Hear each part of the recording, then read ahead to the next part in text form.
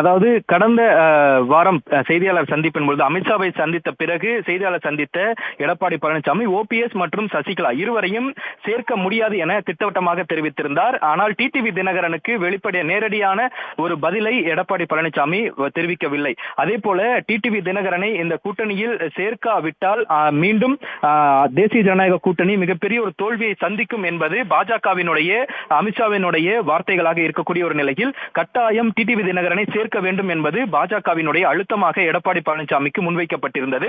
அதன் மூலமாகத்தான் இன்றைய தினம் எடப்பாடி பழனிசாமியும் இந்த தேசிய ஜனநாயக கூட்டணியில் டிடிவி தினகரனை இணைப்பதற்கு ஒப்புக்கொண்டிருக்கிறார். அதே போல டிடிவி தினகரனை சேர்க்க மறுத்தால் தனது தலைமைக்கே பாதிப்பு வரும் என எடப்பாடி பழனிசாமி கருதியதன் காரணமாகத்தான் தேர்தலுக்கு பிறகாக மற்ற கட்சிகள் எந்தெந்த தொகுதியில் வெற்றி வாய்ப்புகள் குறித்து பின்னர் பார்த்துக் கொள்ளலாம் என்ற முடிவும் பாஜக தரப்பில் எடுத்திருக்கிறது. அதே போல தேர்தலை ஒரு வழியாக கூட்டணிக்குள் சேர்க்க வேண்டும், தேர்தலை சந்திக்க வேண்டும் என்ற ஒரு நிர்பந்தத்திற்கு எடப்பாடி பழனிசாமி தள்ளப்பட்டிருப்பதன் காரணமாகத்தான் தற்பொழுது டிடிவி தினகரனையும் சேர்ப்பதற்குண்டான ஒப்புதலையும் எடப்பாடி பழனிசாமி அமித்ஷாவிடம் வழங்கியிருக்கிறார்.